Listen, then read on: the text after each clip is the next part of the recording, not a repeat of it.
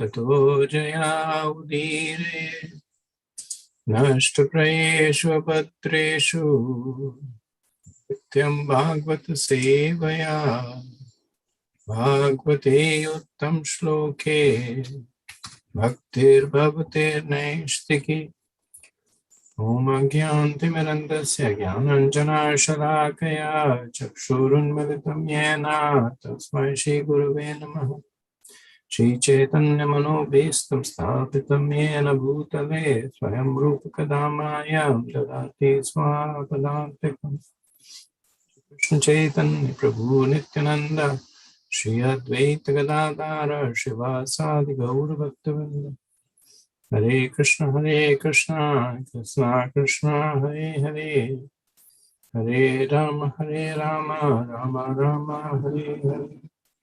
Mukham karoti vachanam pangam langate girim yatkapadamam vande Shri Gurudev Davanam Parmanandam. Hare Krishna, thank you again for joining in our discussion on the Srimad Bhagavatam.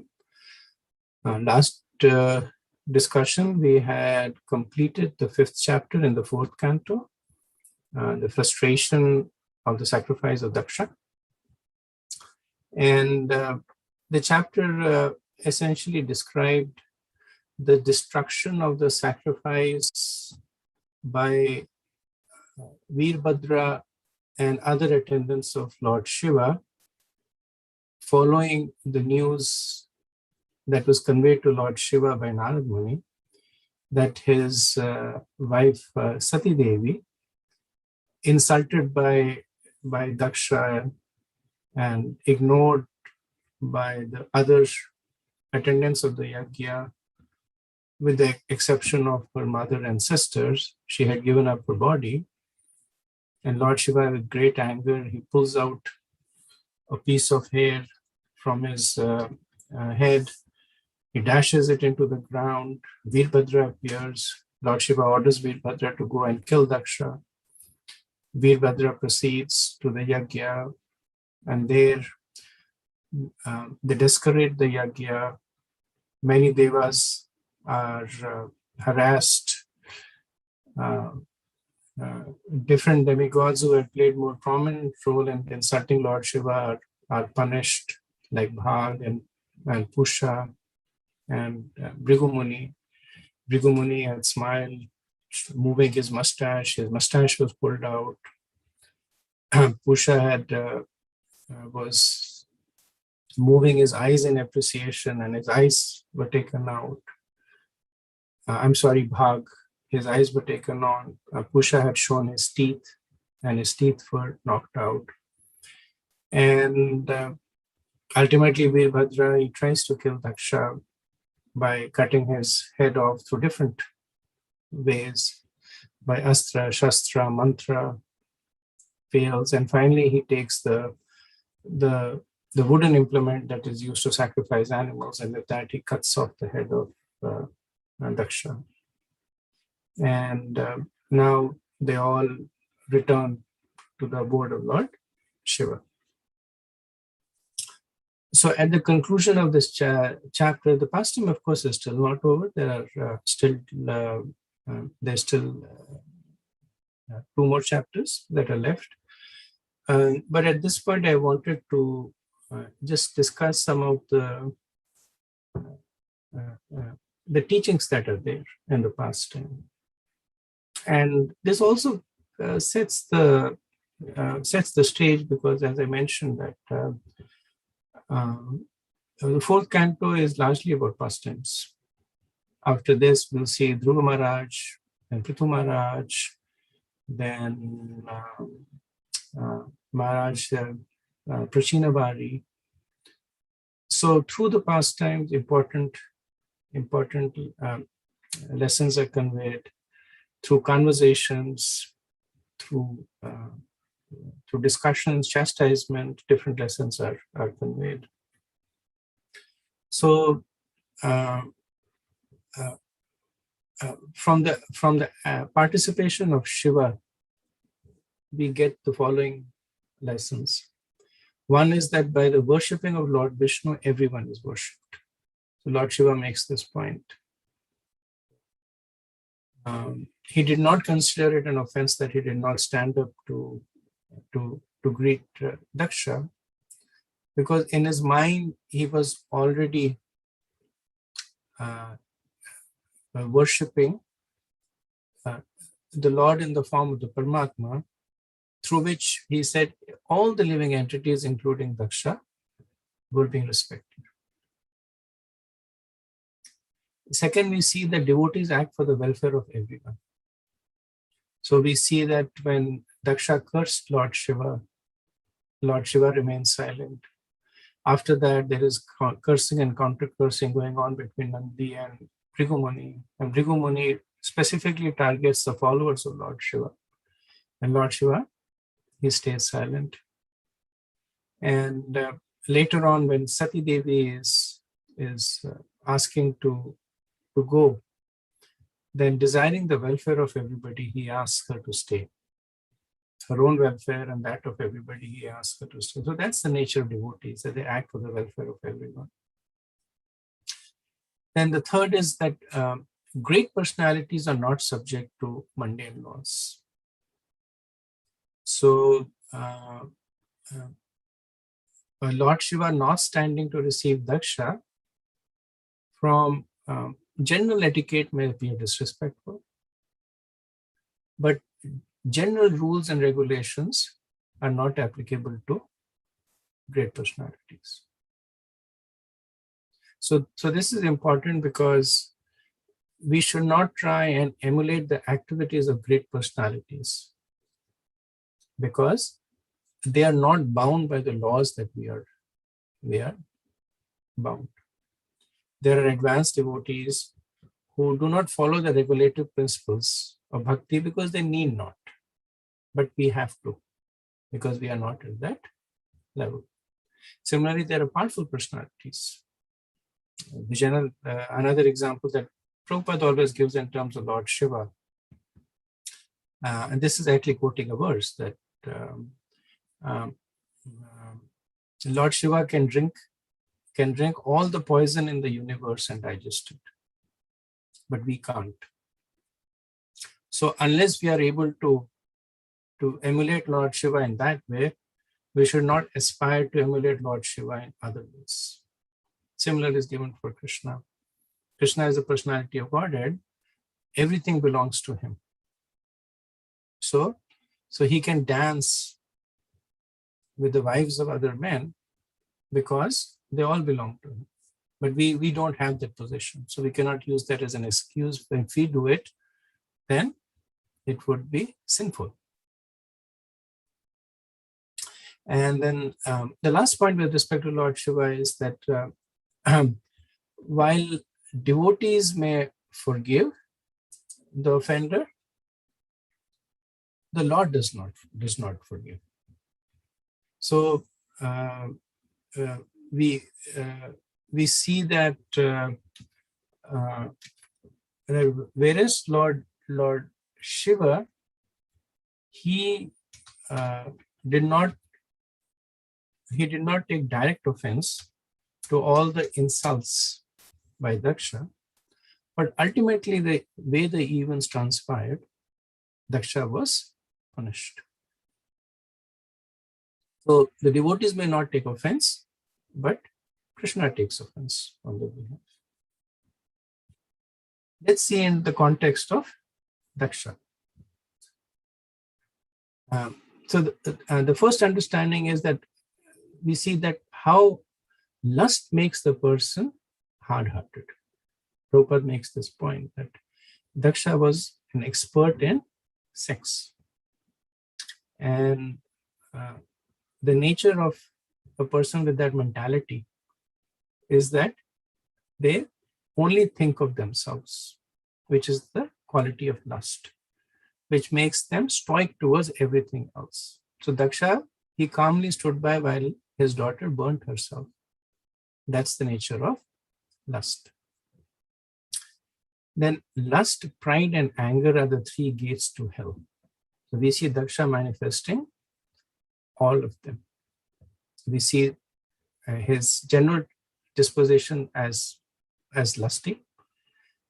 We see his extreme pride at being angered when he was not respected. And that pride resulted in him cursing Lord Shiva out of anger. And because of that, he meets an ignominious end. Then third, we see how one offense, it feeds upon itself and creates several offenses. So Daksha's root offense was his envy to Shiva. Because of that, he criticized Brahma, and he criticized the sages. Because of that, he stood by while his own daughter was giving up her body. Then an offensive person is unable to heed good advice. So when Daksha was walking out of the assembly, the sages who were there, and these were exalted personalities, in the beginning they just said Brahma Rishis were there. They asked Daksha not to leave a yajna like this. But Daksha, he simply ignored them and walked away. And putting it the other way around, we can understand that when a person is displaying this symptom of if he is unable to take advice, then whether he is displaying it or not, one can understand that the person has an offensive mentality. Next, we see that how a materialistic conception makes one intolerant to offenses against one's own self and very tolerant to offensive against others. That's the nature of a materialistic conception. That for a relatively minor offense that Lord Shiva did, Daksha was furious. He was completely intolerant to offenses to himself. But when he saw that Sati Devi was burning herself, he was very tolerant to that. He simply stood by and did nothing. His own daughter burning herself in his own presence. So this is the nature of a materialistic conception. Then the nature of offenses is that it destroys both material as well as spiritual offenses, opulences. So one should not think that I may offend other devotees, but I will still be materially opulent. So we see Daksha, he lost everything. He lost his good name, he lost his wealth, and ultimately he loses his very life because of Vaishnava Prana. Next, we see that it is the nature of those who are materially invested to find faults in those who are transcendental. So Lord Shiva points this out, that it's the nature of materialistic people to find faults in those who are transcendental. And Daksha's anger at Lord Shiva, it preceded his so-called offense at the yajna. So he admits himself that he was always angry at Lord Shiva. And the reasons that he says he is angry are pointing to the spiritual opulences of Lord Shiva. Right? So we see that how the acharyas, when Daksha is criticizing Lord Shiva, that he lives in a crematorium, smears his body with ashes, how the acharyas are actually glorifying the spiritual qualities of Lord Shiva, his renunciation, his mercy on those who are fallen, his equanimity. So it is the nature of those who are materially invested to find faults in those who are transcendental. So even for aspiring devotees, this is very true. And it should not bewilder them. They should not think that because there is something wrong in me, all these people are finding offense, are finding faults in me. But when they commence on the path of spirituality, then the nature of things are that those who are materially vested will find faults in them. Next, we see that the importance of acting according to adhikar. So it is okay for Lord Shiva to neglect conventional rules and regulations, but not for Daksha. So in the chastisement of Sati, when Sati Devi is glorifying Lord Shiva as beyond the material conventions, then one of the undercurrent is that Daksha would say that just like you're saying that your husband doesn't have to be held accountable for his so-called neglectful behavior towards me, I should also not be held accountable. So what is good for Lord Shiva should be good for me also. And then the understanding is that that's not true. It may be okay for Lord Shiva, but not okay for Daksha. So similar point that was made that one should not emulate great personalities. Next, we see that how the association of offensive people is as bad as being offensive. So we see that in this pastime, there is so much of suffering because of one person, Daksha. He had an offensive attitude. Because of that, we see that next is Bhrigu and Nandishwar. So even their fault is found to Nandishwar also. That what was the need for him to curse the Brahmanas in that way? There's fault in Bhrigu Muni also. What was the need for him to curse the followers of Lord Shiva? And we see that everybody suffers there. Not completing a yajna is considered to be a sin. And so this was obviously a Karmakand yajna. In the Karmakand yajna, there are many stages in that yajna. And if the yajna is prematurely terminated, then one gets the opposite result. Not only the person performing the yajna, but the judgment, the person who was the sponsor of the yajna, the participants are there. For instance, one is that at the beginning of the yajna, the devas are invited. They're invited and to be present, either in the kalash or they set specific items and they invite various devas in there.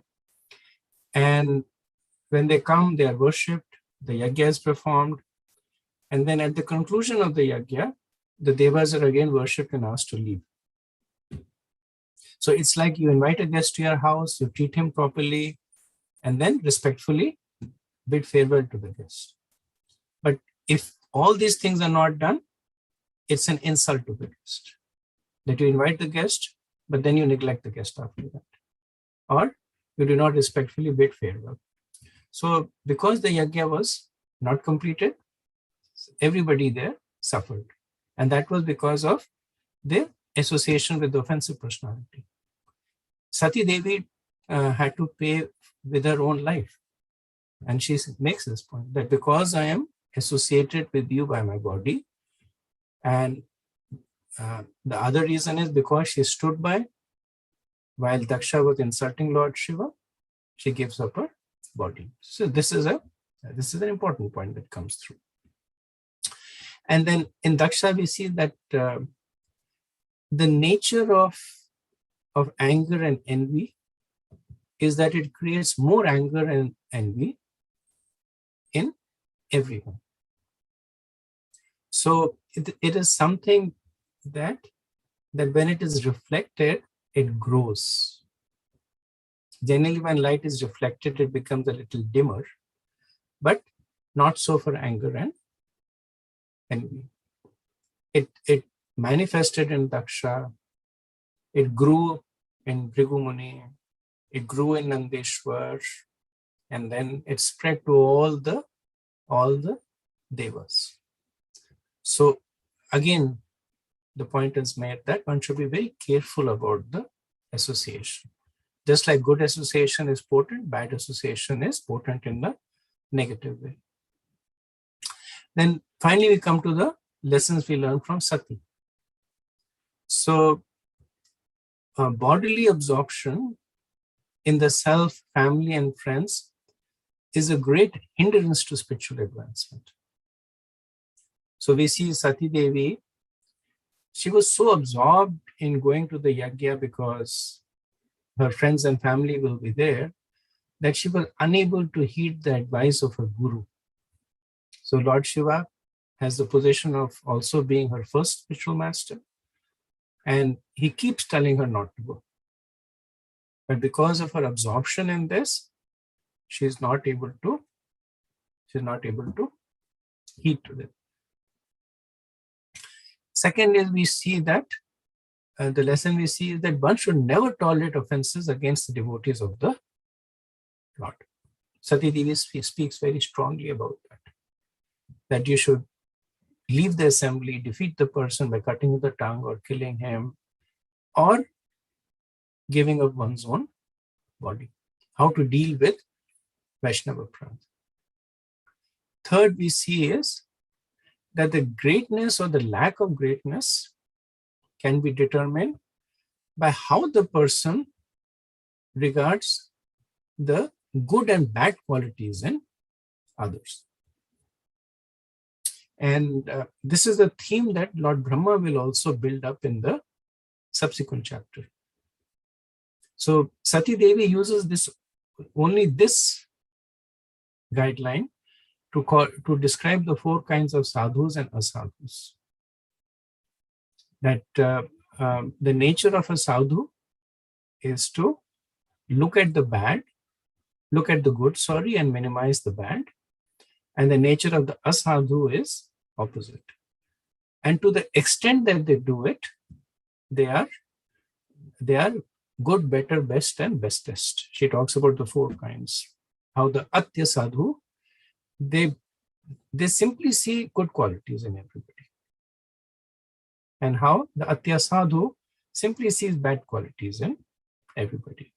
And then there are gradations, that how a sadhu, even though he might see the bad qualities, he will look at the good qualities.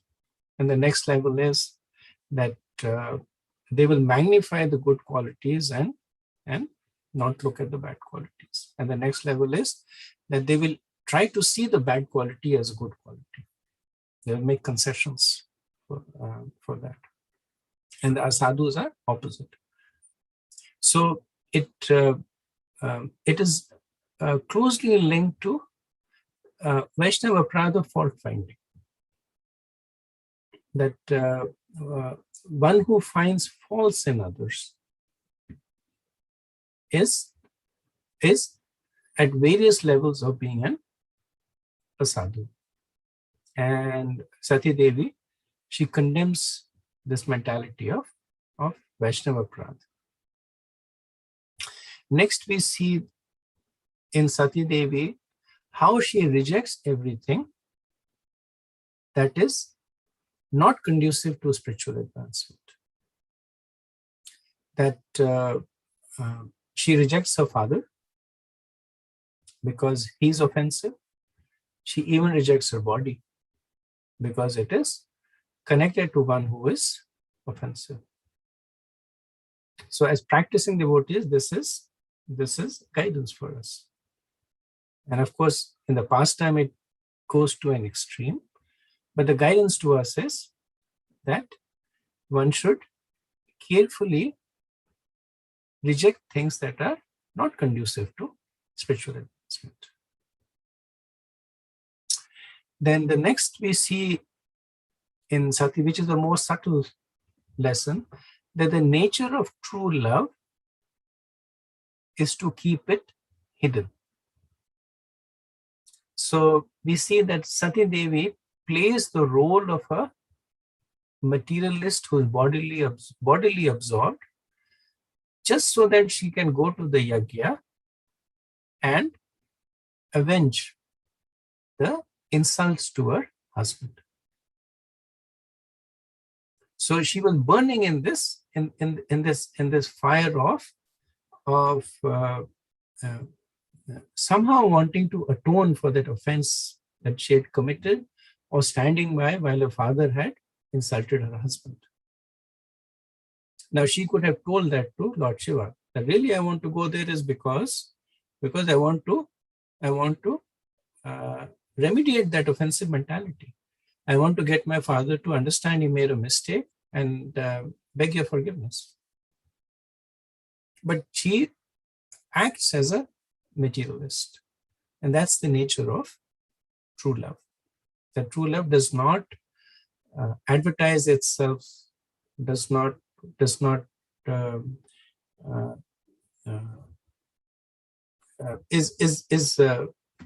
is perceived rather than demonstrated. Next, we see that how having committed an offense, one must quickly take shelter of an authority. We see that in the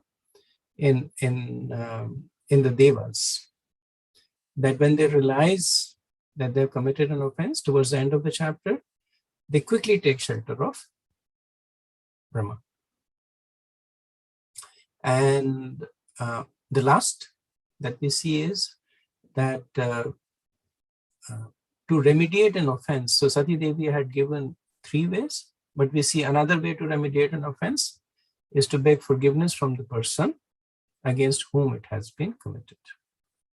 So we see the Devas praying to Lord Shiva. This of course appears in the next chapter, how the Devas will pray to Lord Shiva for forgiveness. So these are some of the wonderful lessons that we get from this pastime. Okay, so having said that, let us now move to the 6th chapter of the 4th canto. The title is Brahma Satisfies Lord Shiva. So before we move on, I'll pause here and see if we have any comments or any thoughts on what's been discussed so far.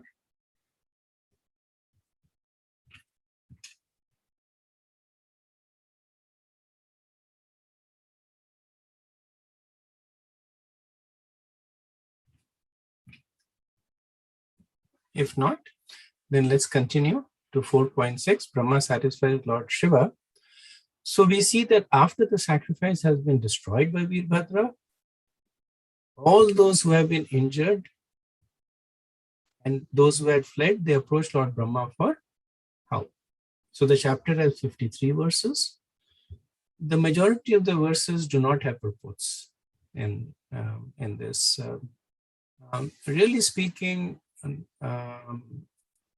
there are just a very few verses. Maybe 8 or 9 verses that have deep purports. But other than that, there is a description of Kailash. There is a description of Alakha. There is a description of Lord Shiva, and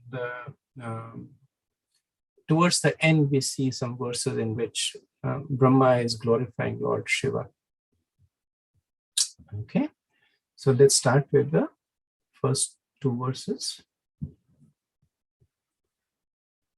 Maitrivacha atha devganaha sarve rudranikaha parajitaha shulpati shanistrimsha gada pareg mudgrahe sanchinben sarvagnaha satvik sabhyabhayakulaha swayam bhuve namaskritya Karsthaneta Nayavedaya.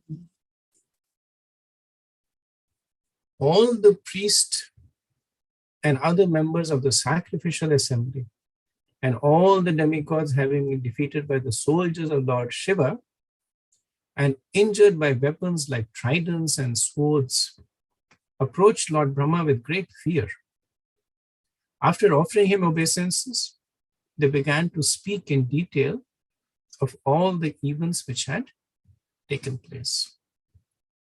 So in the first 8 verses of the chapter, we see the demigods approaching Lord Brahma for help.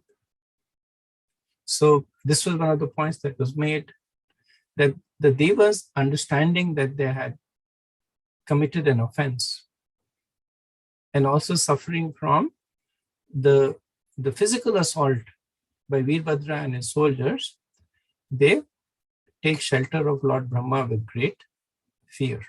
Now the fear was for the offense they had committed, because Veerbhadra and his soldiers had gone away. So that danger had already passed. But the fear that they had was with respect to the anger of Lord Shiva, with respect to the offense that they knew that they had committed. So immediately, without wasting time. So this is one of the points that was made, that when one commits an offense, then one should not wait and meditate on it, but one should act expeditiously, as we see the Devas acting over here. Next verse, 3. Uplabhya pure veta bhagwan abja sambhavaha narayanascha vishwatma nakashyadvaram yatuhu. Both Lord Brahma and Vishnu had already known that such events would occur in the sacrificial arena of Daksha, and knowing beforehand, they did not go to the sacrifice. So Prabhupada says that in Bhagavad Gita 7.26, Krishna says, Vedaham samittani vartmani cha Arjuna. Krishna says, I know everything that has happened in the past and is going to happen in the future. So Lord Vishnu knew. Then how would Brahma know? And the point is made that as one becomes more and more devoted to the Lord, one also acquires more and more the qualities of Lord. Just like the analogy of iron and fire is used, that more the iron stays in the fire, it becomes fire. So as the devotees come closer to the Lord, they also begin to display the opulences of the Lord. So because Brahma is an exalted soul, closely connected with Krishna, Gunavatar of Krishna, he also has this Trikalagya Drishti, that he can see the past, present, and future. And Vishwanath Chakravarti comments that generally people, they like quarrels. And if there is, you don't see much of it here, but in India, it's not very uncommon. There is a street fight going on, and then there is a group of people standing around watching it. They're just enjoying it. 2 people are fighting, whether they're fighting verbally or physically. People are just standing around watching it. So it's good enjoyment. But exalted people, they stay away from it.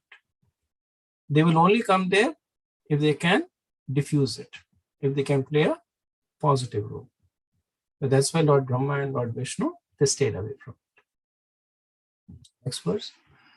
Tad akaranya vibhu praha tejyasi kritagasi kshemaya tatra sabhuya na prayena bhubhushata.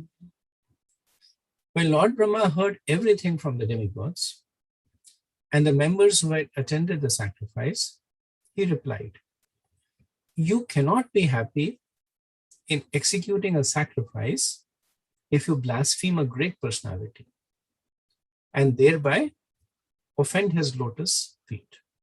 You cannot have happiness in that way. So in 3 verses, Lord Brahma immediately chastises the Devas. So Brahma is Parampita. He is the father of the Devas. A lot of the Devas are coming from Kashyap. Kashyap is coming from Marichi. Marichi is coming from Brahma. So he has this position of being the grandfather. He has the position of being the guru. And in that position, he right away chastises them. He does not commiserate with them, whether you are hurt badly or your yajna was destroyed. But he puts his finger on the fault and he says that a person who has offended a devotee cannot find any happiness, material or spiritual. In fact, it is good for such people to die, because at least then they would stop accruing the sins. As long as they are living, they will continue to offend, and their balance of sins will continue to grow. So better for such people to immediately die. So Brahma here is saying that to the Devas that you committed an offense to Lord Shiva. So for Daksha, for those who are dead, dying or about to die, and those who desire to live for material pleasures, Kshemaya, that desire will not be fulfilled. So the point that he's making is that Daksha is dead and the others are as good as dead. But they should consider themselves to be dead because of their offensive mentality. They will continue to perform such sinful activities in the future. So they should consider themselves to be dead. So Brahma says, na prayena bhubhushata. He says that they should not exist. Such people should die. So Brahma is speaking very strongly to the Devas. And you can understand the Devas are all hurt and they're coming to Brahma for solace. Right away Brahma is saying, better you should have died. Na prayena bhubhushata. Vishnu Chakravarti says that the Sanskrit of the phrase na prayena bhubhushatam points to Brahma saying that such people generally should die, which means that he's giving concessions that they can live if they feel genuine regret. So in that situation, it is better if they live, because then they get an opportunity to repent from their offenses, to beg forgiveness, to get mercy and make advancements. So his direct speech to the Devas is better you die, but in a more subtle way, he's saying that better you die unless you express genuine regret.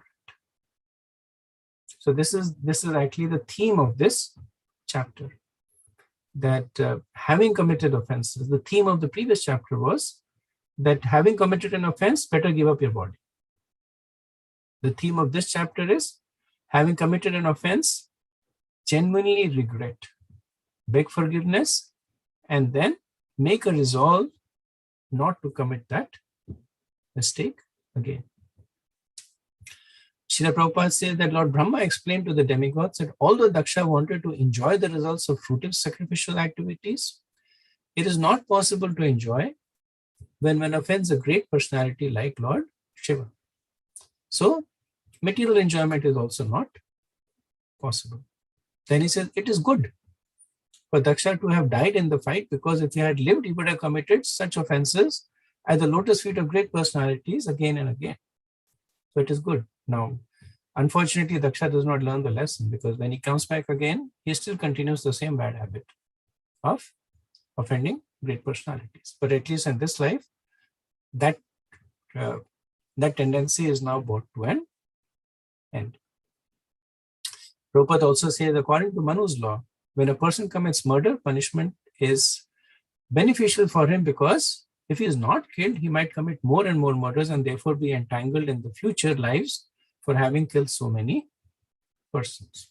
So that is why when the king orders the execution of a criminal, then it is beneficial to everyone. The king actually gains pious credits, because he's helping the person limit their sinful activities. He's helping the other person from future crime. And he's also, by killing the person, ordering the person to be killed, he's giving immediate punishment, which means that karmic reaction is expunged. Because the nature of karma is, the longer it takes for the reaction to manifest, the more severe it is. So by giving immediate reaction, the king is quickly expunging the reactions of the criminal. So same principle is being applied over here, that having committed an offense, the longer you wait, the more it festers. So better to immediately expunge any negativity.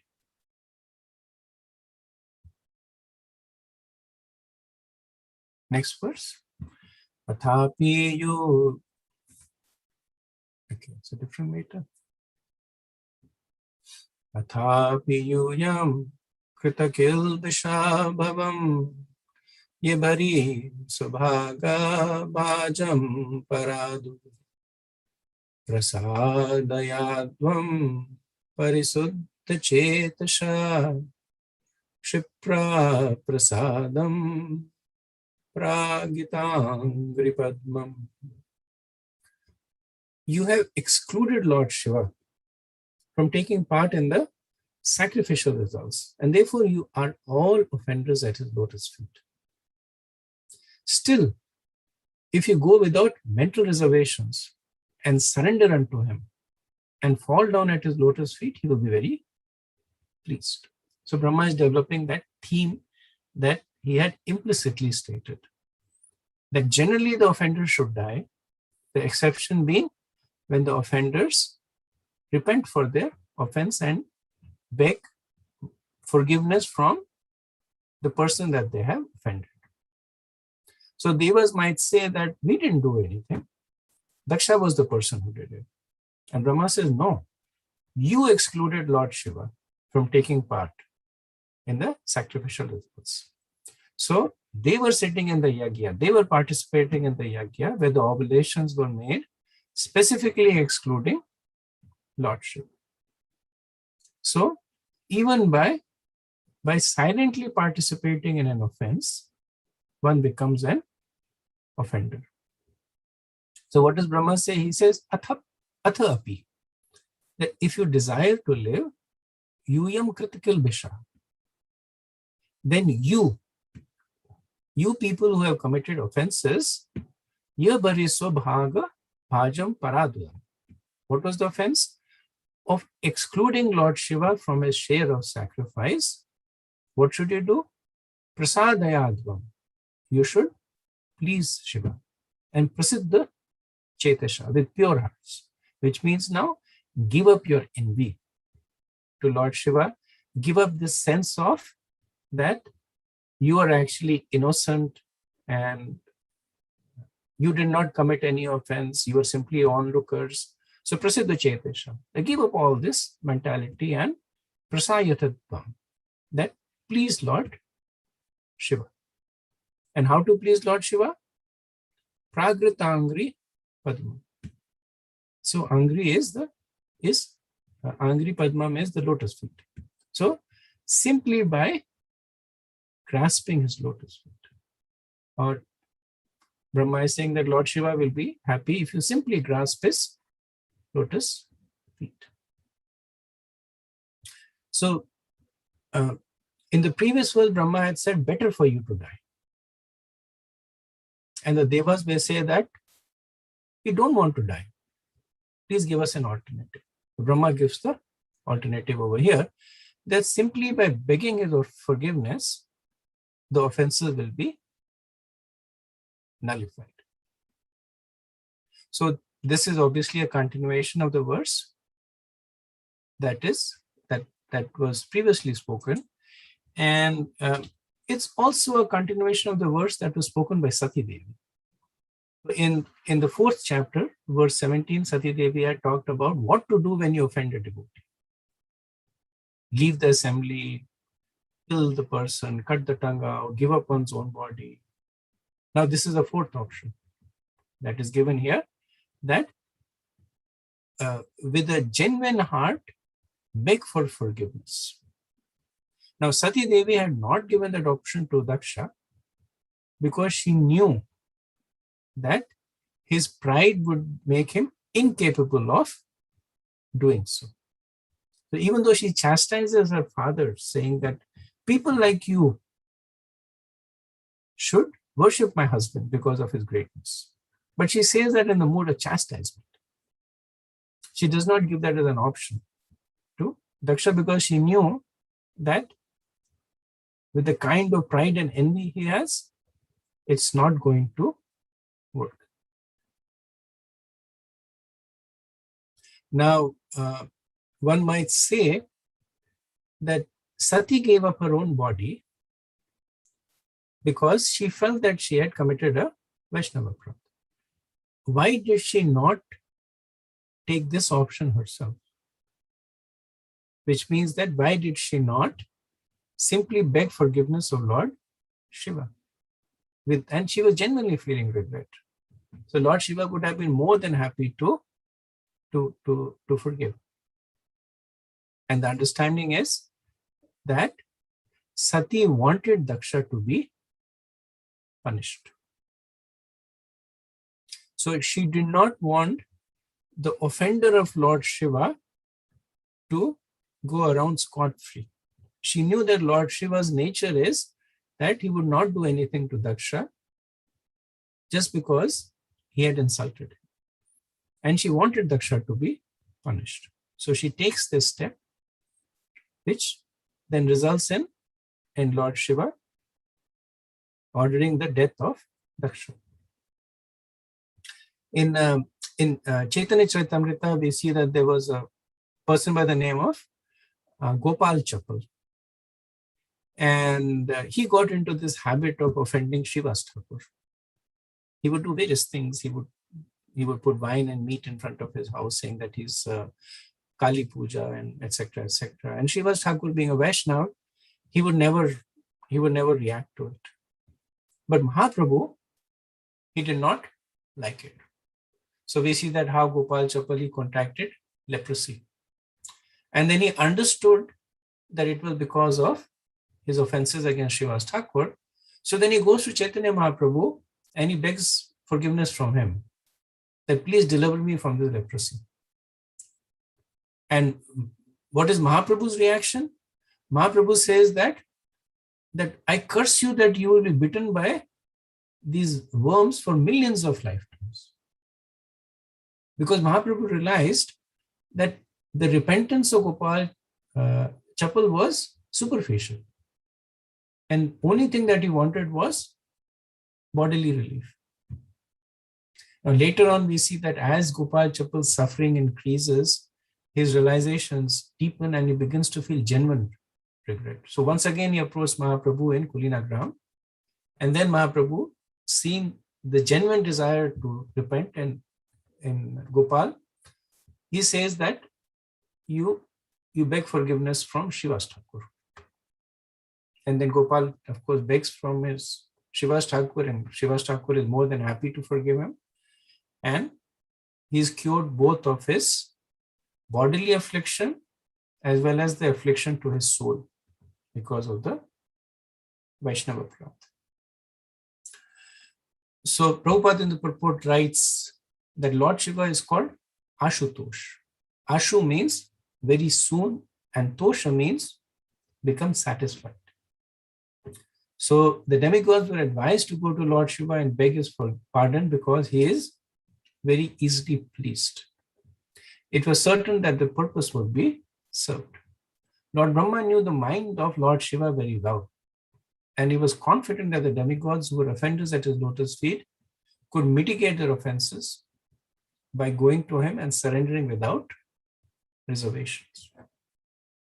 So it is also mentioned that this is in NOI, where Vaishnava Prad is spoken. Prabhupada says in the purport that in this case, Brahma knows the mind of Shiva, that Lord Shiva is Ashutosh, and he will forgive them.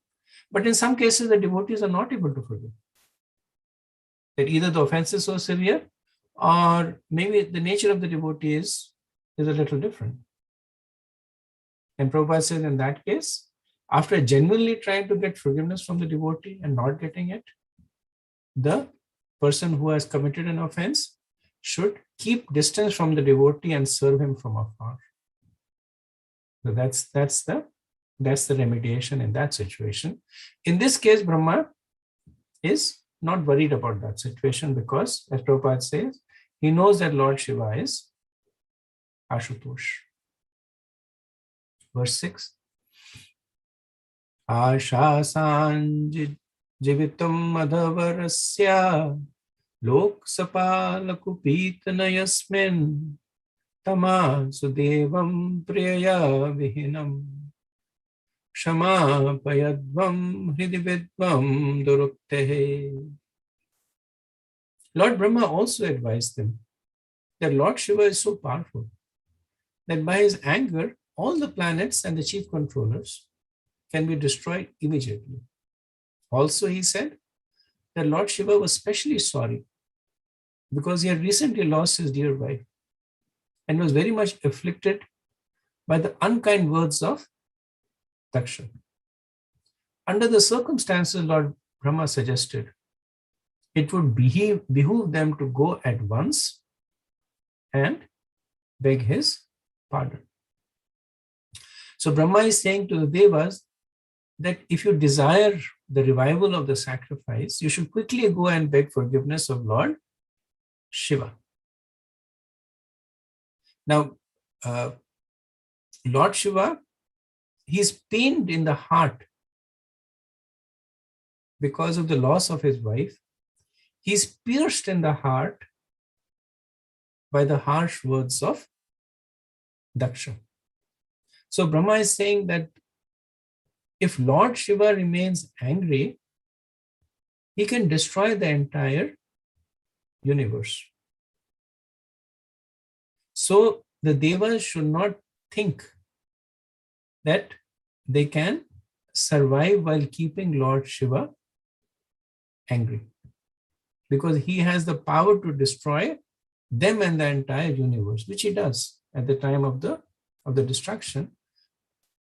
But Brahma is saying he has the power, and his being angry is justified because he was insulted, deprived of the oblations in the sacrifice.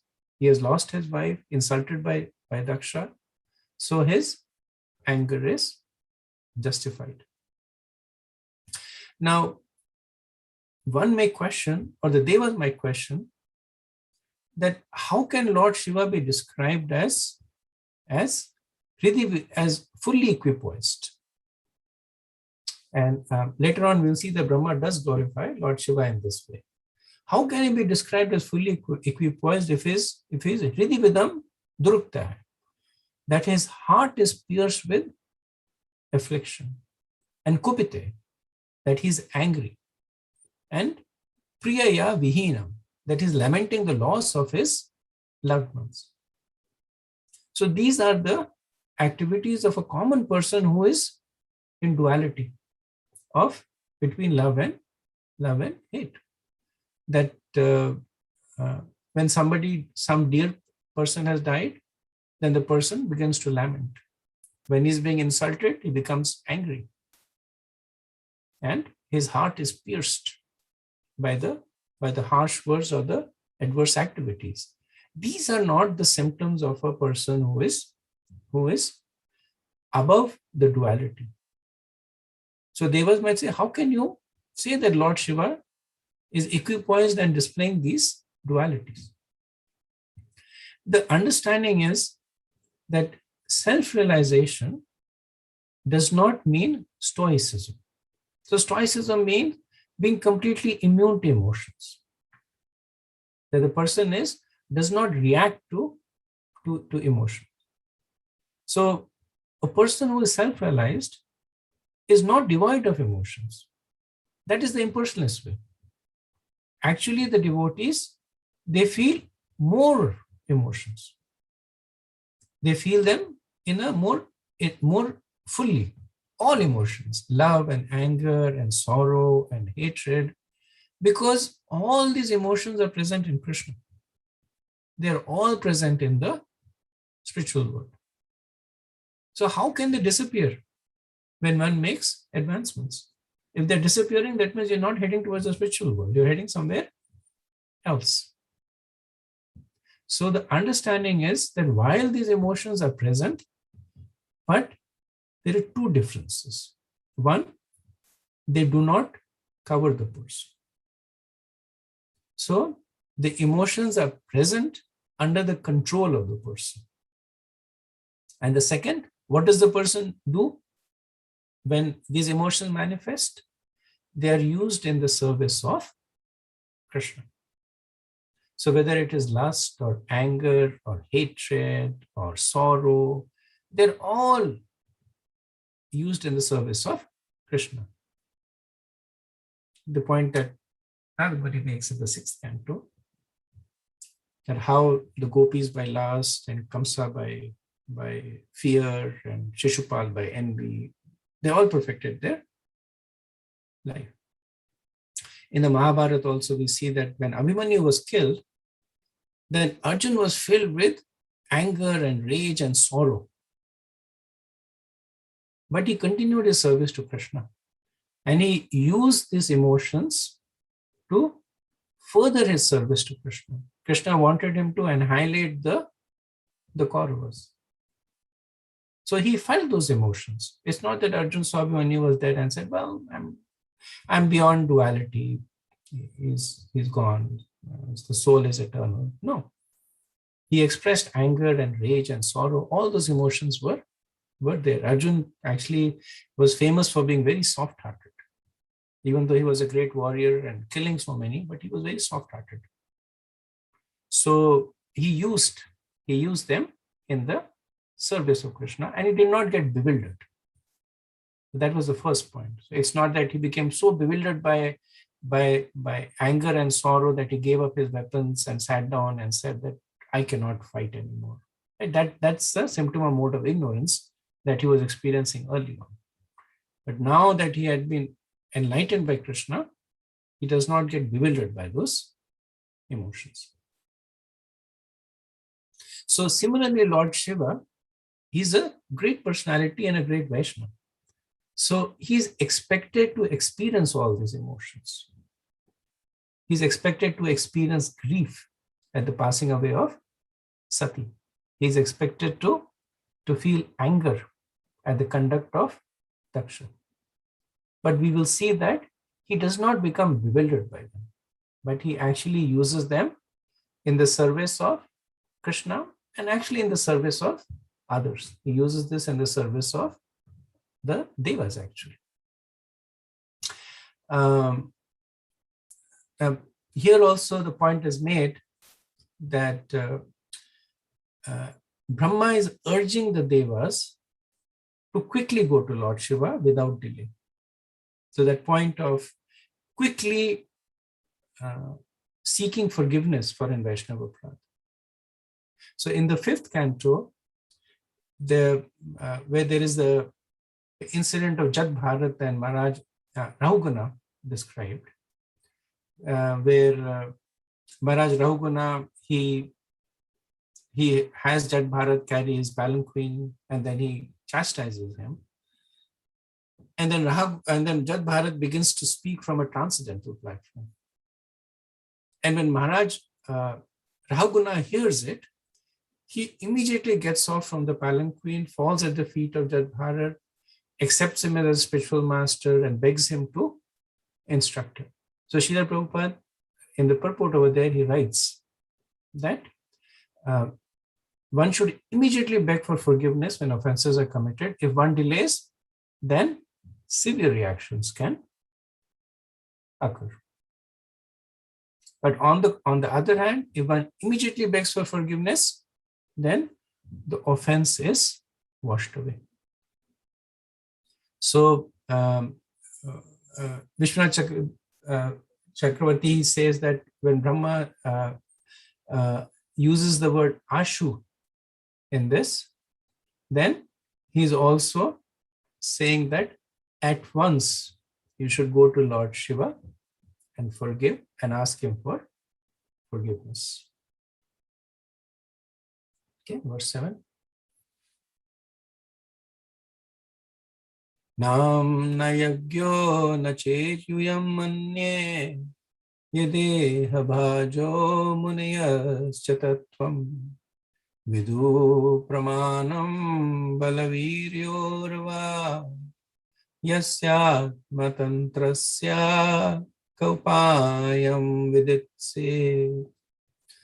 Lord Brahma said that no one, not even himself, Indra, all the members assembled in the sacrificial arena, or all the sages, could know how powerful Lord Shiva is. Under the circumstances, who would dare commit an offense at his lotus feet?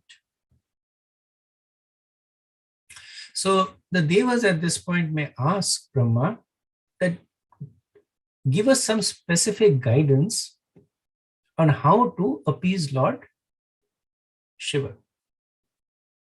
So Brahma says that not I, Brahma, or Indra. Indra he addresses a yajna.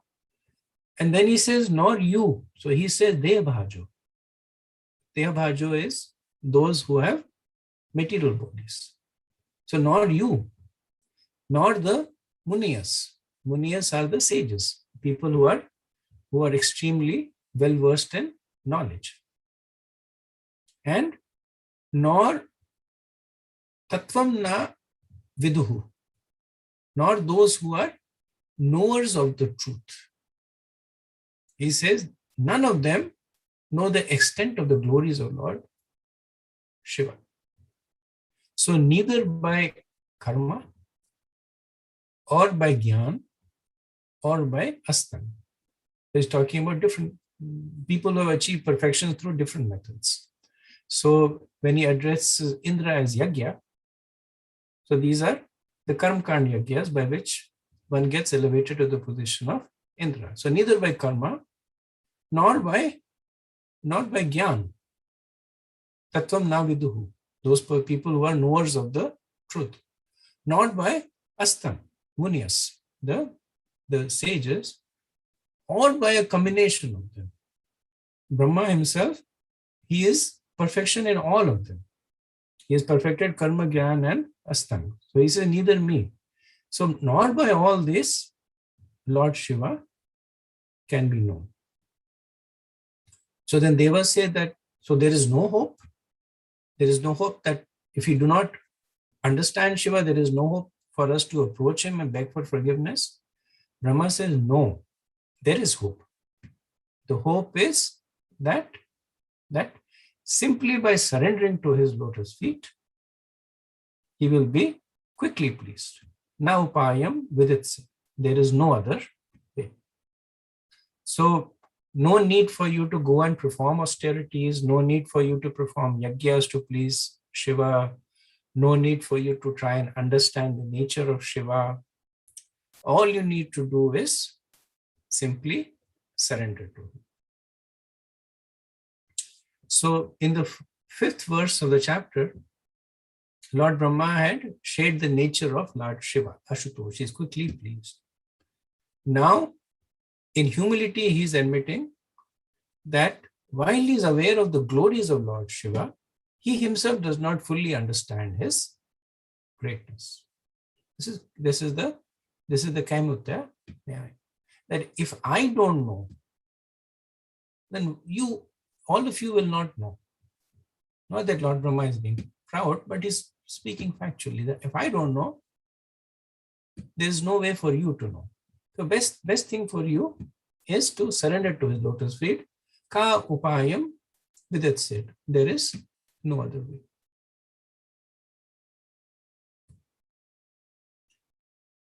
Okay. Next verse 8. Saitam adisya suranajastutahi samanvita pitrabhi sa prajeshahi yaya yusvadishanya nilyam puradvasha kaila samadri pravram priyam prabhu. After this, instructing all the demigods, the pitas and the lords of the living entities, Lord Brahma took them with him and left for the abode of Lord Shiva, known as Kailasha. So we see the mood of Lord Brahma over here as a loving father. That when the Devas came with an offense, having committed an offense, he first chastises them. But he does not abandon them. He says that, come along with me. I will go with you and mediate on your behalf. And we'll see that when Lord Brahma is speaking to Lord Shiva, he does not even talk about the offenses of the Devas. He simply talks about the greatness of Lord Shiva. So implicitly he's talking about the Devas. He says, you are so great that you offend the most, that you forgive the most fallen. So implicitly he's talking about the Devas, but he does not chastise the Devas in front of them. So this is one of the, this is also, I was thinking that sometime back I was part of a workshop of successful leaders. This is more in a material perspective.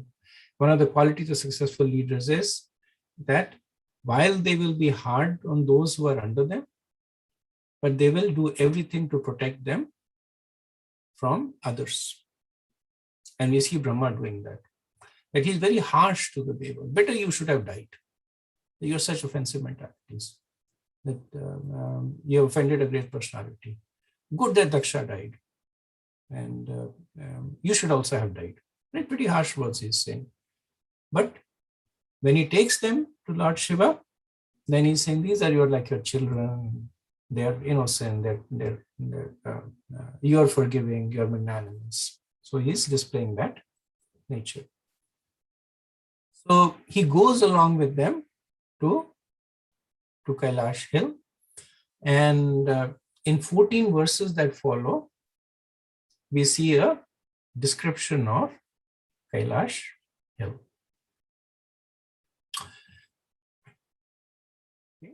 So maybe this may be a logical point to pause also and see if there is any comments on what we have discussed so far.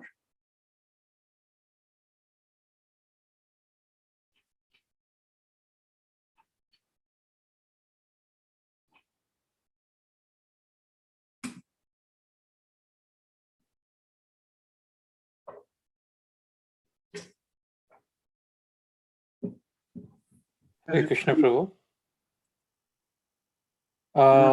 As we discussed in the summary, actually, you said that na pradbhushitam something where one should die when one make an offense of as Sati took that decision, right? So the question is, even we have that kind of a elevated souls within that sacrificial place, did they really understand what Sati's state of mind is while she was taking that decision of killing herself? So we know for certain that Daksha did not understand, and which is why he stood by, because it's not that Sati Devi spontaneously gave up her body. Like we see that she actually went through the process. She changed her clothes. She wore saffron cloth. She she sat in a certain position, meditated. Daksha had plenty of opportunities to stop, but he did not. So we know for certain that he did not. And by extension, we can also understand that uh, most of the participants of the yajna also did not. Only by the instructions of Brahma did they get an understanding of what they did wrong. And then that realization comes. Daksha, in a way, is representative of all of them. So when Daksha comes back to life, then he understands his mistake. And then he starts begging for forgiveness at that point. Thank you, Prabhu. A follow-up question, actually. So, when anyone has committed any sin in this regard, right? So, we clearly discussed that we can have that beg for forgiveness and resolve to not to commit again, right? So, where is the scope of atonement here? Is there any portion of atonement anywhere? Or? In a way, that is atonement by. So when one commits an offense, then there should be awareness of the offense. So the previous question that you asked was relevant. That there should be awareness of the offense. There should be an instantaneous meaning as soon as possible apology, and then there should be a commitment of not to do it again. These three things go to make the atonement genuine. From a practical perspective, different ways are also given, that even many times when the Vaishnava forgives you, then one can further work to eliminate that mood in oneself by continuing to serve the Vaishnava as a form of atonement. Right? But there's no prashchit in the form of like sometimes, at least in the Karmkand, prashchit is in the form of fasting, or it's in the form of voluntarily undergoing bodily discomfort. So that's the form of prashchit that is recommended in Karmkand. So when people are going through hard times, they understand it's because of past sins, and they commit and they perform atonement by fasting or by separating themselves from their wealth, various things that they do. Not so much in Vaishnava, atonement for Vaishnava Prat. Vaishnava Prat, with the realization, one begs forgiveness and commits not to do it again. That is atonement. Thank you. Hare Krishna, Prabhu. Yes, Prabhu, I can hear you. Dandavat Pranam, Prabhuji. I was thinking, can you please elaborate on the point where Lord Brahma chastised Lord Shiva at the same time not Shiva, Daksha, at the same time when he took in front of Lord Shiva, Lord Brahma, he was telling that they are all your children, please forgive them. So I'm trying to understand, like as a leader, when we chastise somebody, and some other person may or may not be understand that this is good chastisement, and at the same time the transition, like at the next level we are taking them, then they might not understand properly our mood, and they think that this is a person like I've served him at the same time, and when he has chastised me so what this offense, so I should leave this person's association. But the other side, they don't know that we are doing for the good, and at the same time, when we are approaching a senior person and we are asking on behalf of them forgiveness. So how to like understand what I'm not getting the word, how to understand that person, that we are making good for him at the same time, so that he can overcome the offense. Right, it's a good point. And actually this pastime, we see that it demonstrates the two aspects very clearly. So if Lord Brahma had simply chastised the devas and let them go, then what you're saying might have transpired. The devas might have developed some level of aversion, that he's being hard to us, and all we were doing was sitting in the yajna, not really our fault. But he follows through. So he works to address the fears of the deva. The deva's real fear was Lord Shiva is angry, and we can't live with the anger of Lord Shiva. So then he goes there and he addresses that. So now when you put these two together, then because Brahma protected the devas, they will also accept his chastisement.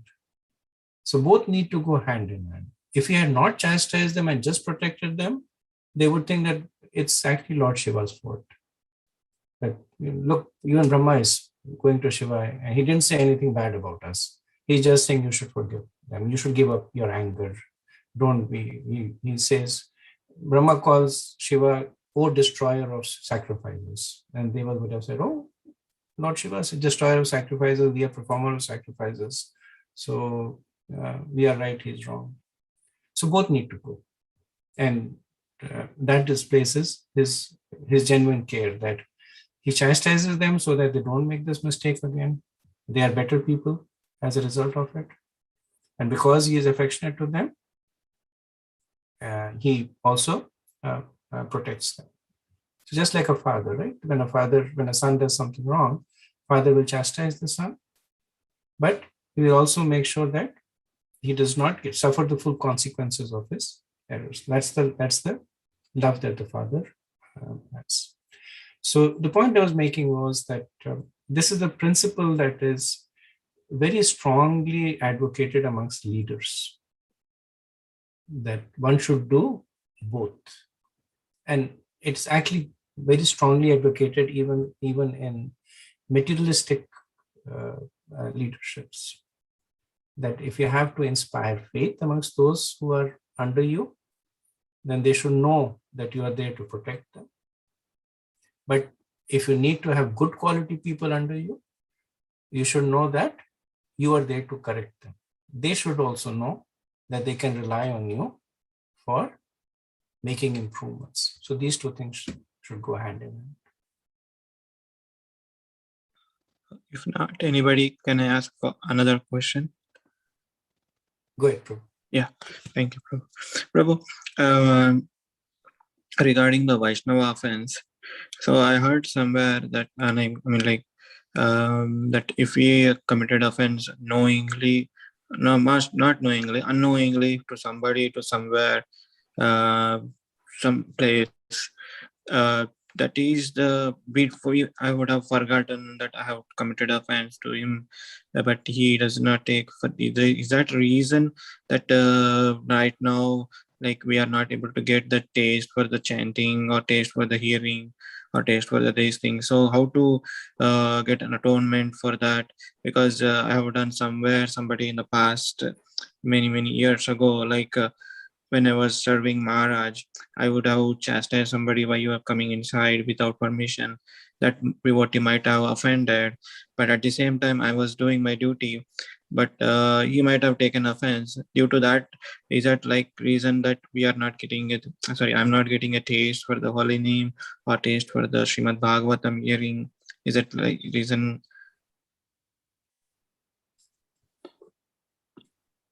Couple of thoughts I have. They're not exhaustive, but a couple of thoughts that I have, that offenses are done deliberately with malice in the heart. So at least at our stage of advancement, we are not infected by unknowing offenses.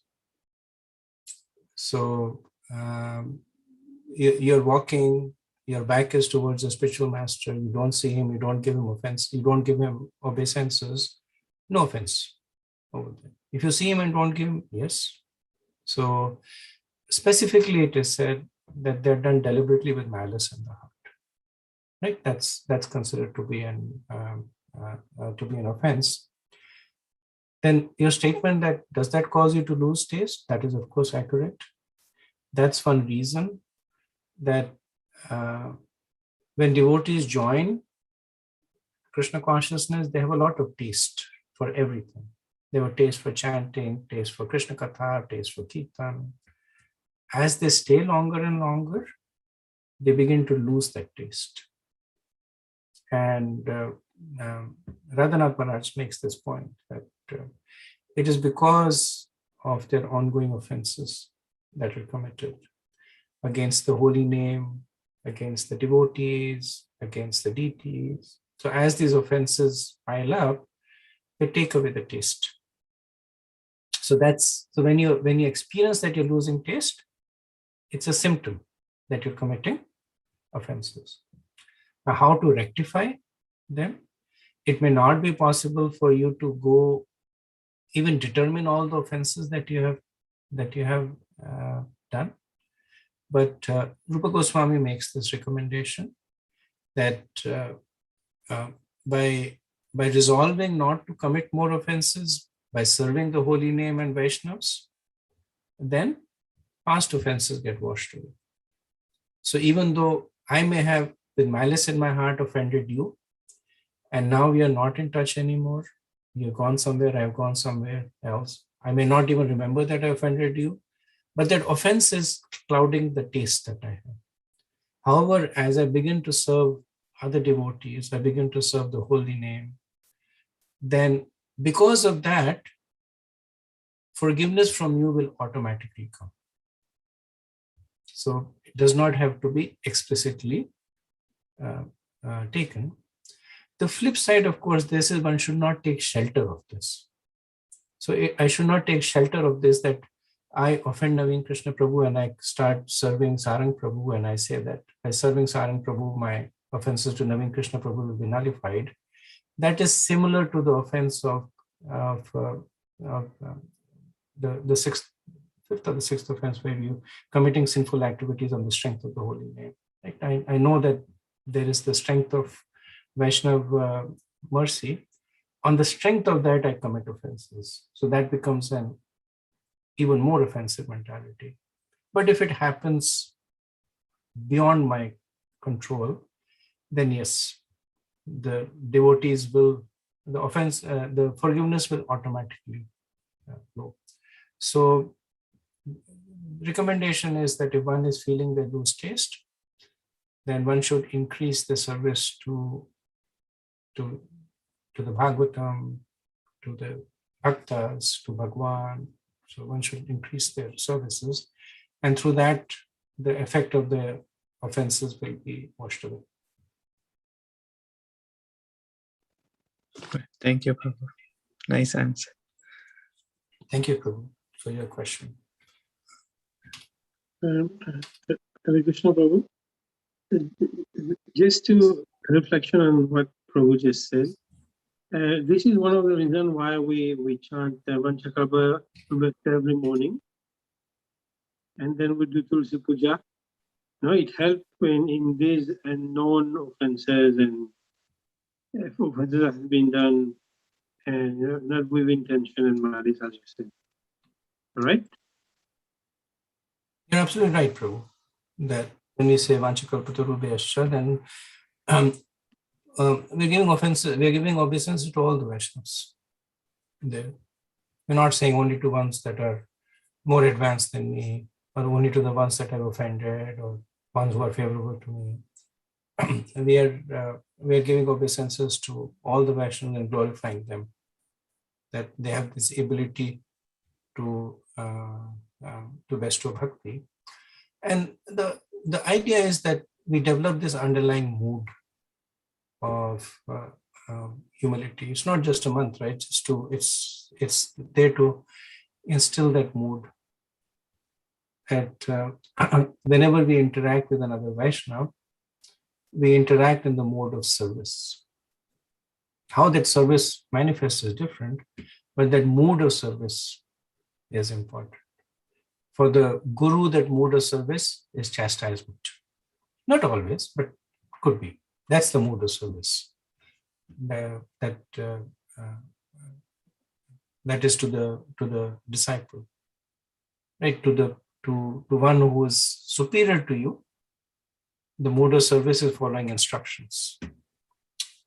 To one who is your peer, the mood of service is confidential exchanges, right? So the mode of service may manifest differently, but as long as that mood of service is prominent, this is a point that Rampur Maharaj makes over and over again, that one should not think that how can I be in a situation where I don't commit offenses? One should be thinking, how can I be in a situation where I can serve Vaishnavas? So when they're thinking like that, then there's no question of committing offenses. If you keep thinking that let me not commit offenses, you're trying to come to the neutral point. But by simply developing this mode, that how can I serve the Vaishnava? How can I serve the Vaishnava? Then the question of offenses do not arise. And that's, as you rightly pointed out, that's the mood of the prayer that we try to instill ourselves, remind ourselves on a daily basis. Thank you, Prabhu. Then my question would be, we just learned that Lord Brahma said that, okay, Lord Vishnu did not go, he did not go because they know what will happen there. But also Lord Shiva knew what will happen, but it let it happen. It let, he let Sati go there, and then he knew that Sati will give up the body. Why he let this happen? So that's the nature of personalities who are great. At the end of Bhagavad Gita, what does Krishna say to Arjuna? That now you meditate on what I said and do as you please. Right? So Lord Shiva could have, as a husband, he could have forcibly ordered Sati Devi to not go. But that would not have solved the problem. It would have aggravated the issue.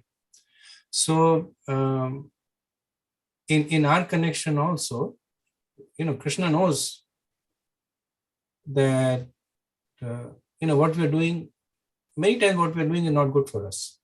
He lets us do it. Because ultimately, if it is something that is for our benefit, then we're qualified to go back to him. If something that is not for our benefit, then we learn the lessons out of it. Right?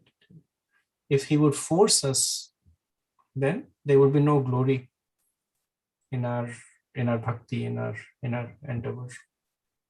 So yes, Lord Shiva actually says, as you're pointing out, he says that if you go there, you will lose your body. He says that to Sati because he knew. If Brahma knows, Lord Shiva knows. Lord Shiva is more elevated. But being a great personality, he allows her to make her choices. Yeah, thank you, Prabhu. Okay. So, any other points, or we are a little over time, so we can stop here if there are no other points for discussion. I just wanted to make a comment. So I've been reading this whole canto with my children and some other children too. And for them, this was a very, it was such the images of that whole thing were so strong, like pulling out the eyes, pulling out the mustache, and it was it was very it almost seemed like a mom mentality, right? Like, there was vandalism in this chapter, there is murder, and there is like revenge, and it just seemed like a whole Bollywood potboiler kind of a thing.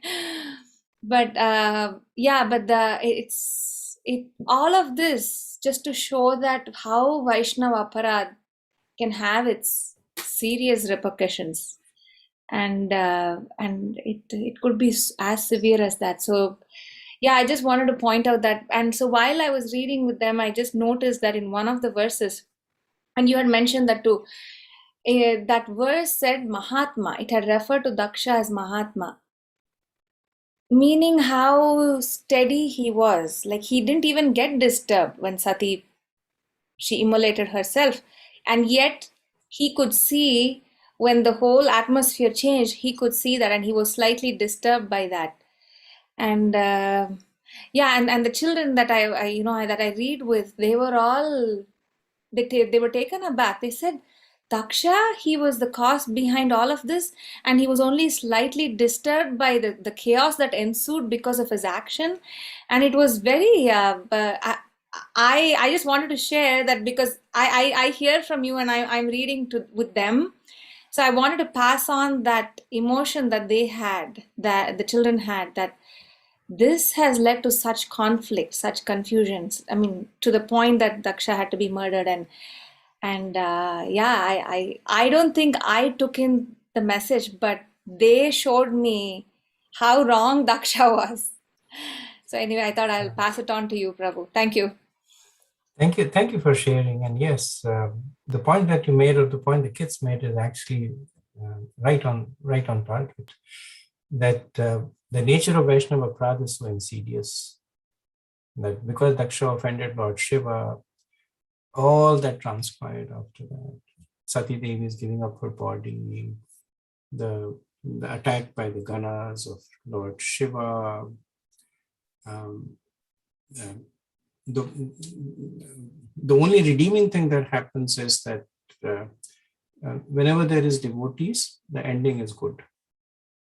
So by the time we reach the 7th chapter, then you see that everything is good. Even Daksha gets his life back, and he has a goat head, but he gets his life temporarily. He dies after that, but he gets to complete the yajna. Devas are forgiven. Corrections are made. Lord Shiva forgives them. They were happily goes away. So that's the complementing part of the pastime. That offending devas has such horrendous reactions, and getting the mercy of offending a Vaishnava has such horrendous reactions, and getting the mercy of the Vaishnava. There is no sin that is so severe that cannot be washed away by the mercy of a Vaishnava. And we'll see that in the 7th chapter. Thank you for sharing, Vaishnava. Hare Krishna, Prabhu. Sorry, one last question. Like you mentioned that you had taken a leadership seminar. So is it available? I mean, like in any by chance we can get it, or in YouTube or somewhere, so that. So actually, the one that I was talking about, I had taken it at work. So at work, they're coming with. They had come up with these seminars that are there, but you must be also aware that within ISKCON there are several leadership seminars that are done by different senior devotees. There is part of the strategic leadership initiative that is going on. I don't know personally the details, but there are many such going on. Yes, thank you. Vanchakalpatarubhayascha kripa sindhubhya eva cha patitanam pavanebhyo vaishnavebhyo namo namaha. Ananta Koti Vaishnavind ki jai, Srila Prabhupada ki jai, Jai Gaur Premanand. Hare Krishna. Thank you very much.